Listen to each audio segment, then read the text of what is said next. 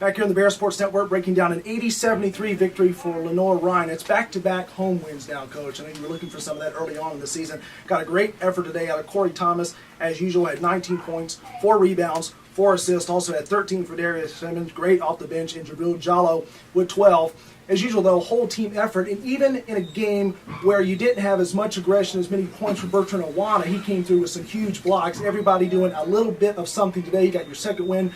First South Atlantic Conference win of the season. Suddenly the momentum is building at home because the place was rocking tonight. Everybody showed up inside the shoe. Yeah, we got a great group of fans, great group of support staff, and sometimes when you get back home, that's sometimes what can take you over the edge to pulling a win out. And our fans, you got to give them a lot of credit. Got best fans in the SAC. Yep. They came out and they really helped us get a little energy, energize us toward the stretch. But my group of guys, it's been so much adversity, and when you have adversity, it's a lot of challenges, and sometimes you can start to kind of waver and doubt yourself. So we talked about it as a team. I told them not only do I trust them, I believe in them, but more importantly, they have to believe in themselves. And I think we've been on the end where we've gotten 13, 14-point leads, and they've kind of wavered or went away, and then you kind of don't know who's going to make the shot and who's going to contribute because you don't really trust them. There are 9 new guys. They're not only from different places in the country. I got guys who don't, English is not even their natural language. Right. So it's a challenge. It's probably the biggest challenge I've had in coaching. But tonight we were on the other end of the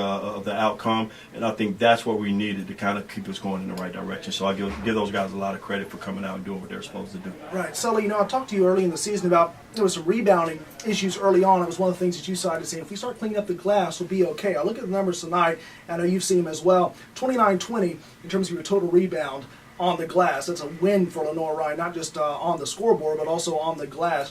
When you get 9 more rebounds than the other team, that shows up in the stat sheet. That shows up everywhere. If you can get this kind of production on the glass every night and you keep the scoring going, all of a sudden you go from 2 wins to probably a lot more, probably before we even get done with 2017. Yeah, we're gonna build our house with defense and rebounding.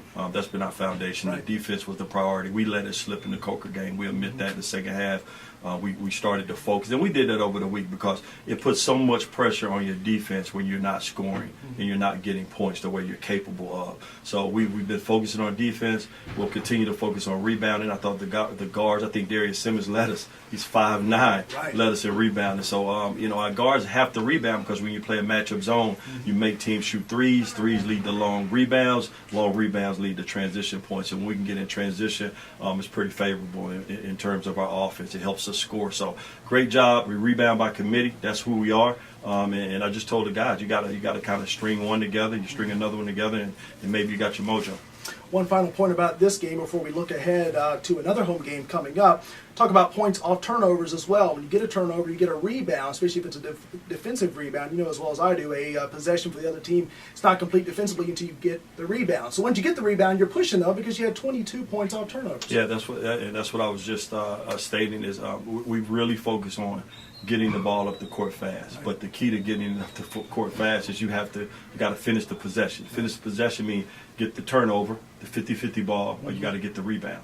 Once we can secure it, and a lot of times it's not our centers. Our center's job is to don't let your man get it. If you can get it, you get it. It's the wings and the guards. They have to secure the rebound, and then we're off and running. We're trying to figure out positions and roles. Who's their primary ball handler? But when you got a guy like Jabril Diallo, he gets the rebound. Just let him push it. So that's his strength. You can run faster. So we've been doing that. We've been focusing on trying to score in transition because our offense just was not at the level our defense was, and we knew that, and we lost some games early because of that. But I think now it's coming along.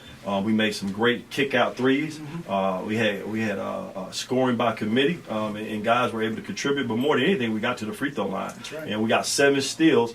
And I don't know what those steals led to, but that's part of our transition. Well, now that we kind of break down this game, we can look ahead to finally you have back-to-back home games. I know early in the season you have a home game, you go on the road, home game, go on the road, but now finally you have them back-to-back. Get a couple days off, but how important is it for a young team, a growing team, a team that now has a little bit more confidence after their second win of the season? What's it like now to have a home game a couple days from now? You don't have to go on the road before the next home game. Yeah, hindsight's 50-50. You love to have 3 or 4 home games in a row, right, and build some confidence. And you got these great fans, and you feel pretty good about getting a win at home. But you go through a maturation process when you got a new team, a bunch of new guys, and you got to figure out who you are.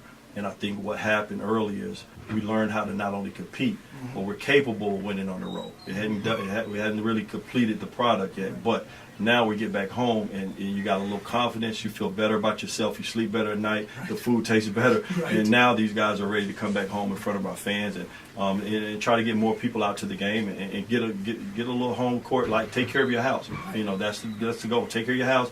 Win the majority of your games at home, and that'll put you in a position when the conference comes to be right there where you need to be to get into the tournament. Right. Bear Nation was rocking tonight, as was the Shoe, and they are witnesses to an 87-3 final over Anderson. As usual, head coach Everick Sullivan, thank you for taking some time post-game to talk with us, and see you back here Wednesday. Thank you.